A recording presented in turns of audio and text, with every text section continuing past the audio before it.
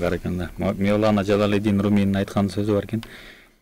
Ошол илим алганга чейинби адамдарды оңдосом деп, кийин илим алганын көрсө өзүмдү оңдошум керек экен биринчи дегендей. Бунун айтып аткан себебим жакында 1 айлык окууга барып келдиңиз. Анан кийин дагы даватка да барып келдиңиз. Ошол 1 айлык окуу жөнүндө кандай таасирлер, кандай сабактар алдыңыз, кандай мотивация менен келдиңиз, кандай элге, жерге, динибизге кандай пайда келтирейин деген ойлор менен келдиңиз. Ошол жөнүндө да кененирээк айтып кетсеңиз, себеби сиздин көрөрмандарыңыз бар. Дагы азыркы учурда эмне менен алек болуп атасыз?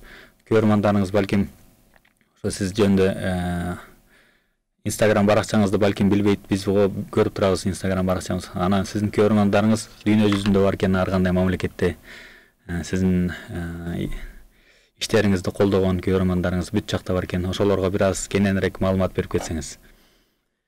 Аллах разы болсун. Мен мына 37-ге чыктым, иншаллах. Ушул жаштын ичинде канча күндөр өттү, канча бактылуулук күндөр өттү. Бирок мен ошунча бактылуулук күндөрдүн эң бактылуу күндөрүн ушу 1 айды деп эсептемекчимин азыркы учурдачы. Себеп дегенде ал жактан кандай Жети областтан сонун досторду күттүк, бардыгынын максаты бир илим алуу максатына келген.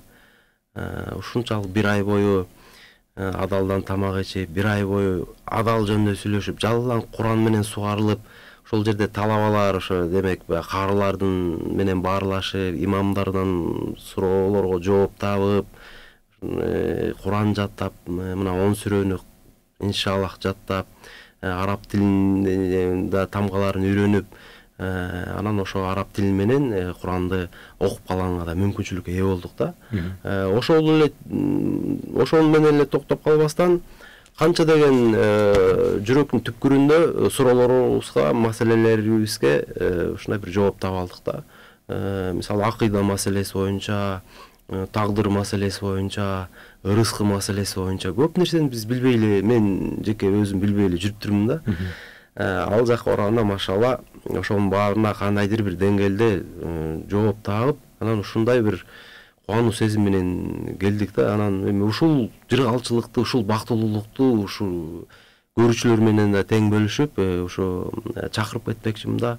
Мына Кара Балтада Имам Азам атындагы медресе бар экен. Ал жакта машалла ар ай сайын 15-inde, ар бир айдын 15-inde ушундай бир даватчылардын, жанагы имамдардын биринчи баскычтагы эмеси, мындай илимин жогорулатуу максатында ушундай бир курс бар экен да. Анан мен жогоруда айтып кеткен нерселерди ошол жерден айтып, үйрөтүп коет экен да. Анан мен ошол орозо учуруна атайын ошо пландап бардым эле.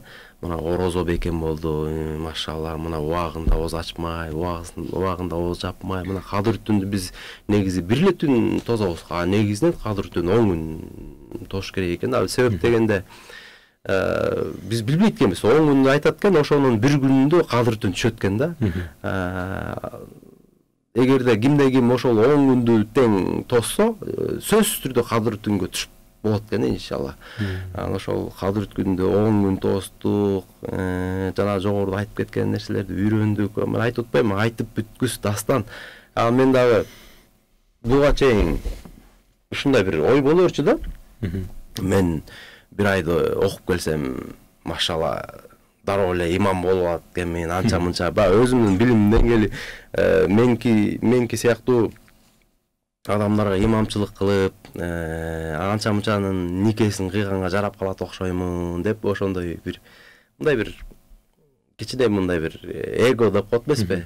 Ошондой бир мындай бир ниет бар эле да. Бирок аяка барып окугандан кийин астагфиралла, жок, мен эчтеке билбейм. Бияка келгенде да сиз илимиңиз күчтүүрөөк, кел имамчылыкка чыгалы. Ошондо да жок деп мындай бир мындай жоопкерчиликти албаганга аракет кылып, себеп дегенде дагы алышым керек, дагы илимди алышым керек, тереңдетишим керек, үйрөнүшүм керек, билишим керек, себеп дегенде бул жоопкерчилик чоң. Көп учурда баягы мындай суроолорго, мындай илимий, диний суроолор болсо баягы өзүм деле чубак ажыдан угуп же интернеттен уккан нерселеримди жооп кылып айтып кое берет элем да. Баягы Инстаграмда түз эфирлерге чыгып калган бирөө сурап калса ошо билгенимди айтып кое берет элем. Бирок азыр ошентип айткандан дагы корком да. Айтсам дагы ушундай цитата келтирип, ушинтип укканым бар эле. Чубак ажы ушинтип айтты эле, Максат Амала ушинтип айтты эле. Нуржигит Кадырбеков ушинтип айтып атканын уктум эле. Такыр эле мындай билбеген нерсем болсо, анда айтам да, буну сиздер ошо алымдардан сураганыңыз оң болот деп багы өтө корком да. Бул акыйда маселеси өтө коркунучтуу, упурталдуу нерсе, жоопкерчиликтүү нерсе да. Буга бир ай окуп келе калып кыйын болбой, 10 жылдап, 20 жылдап ошого убактын, өмүрүн курбанчылык кылган инсандарыбыз машалла көп да. Ошолордон алып, ошолордон пайдалансак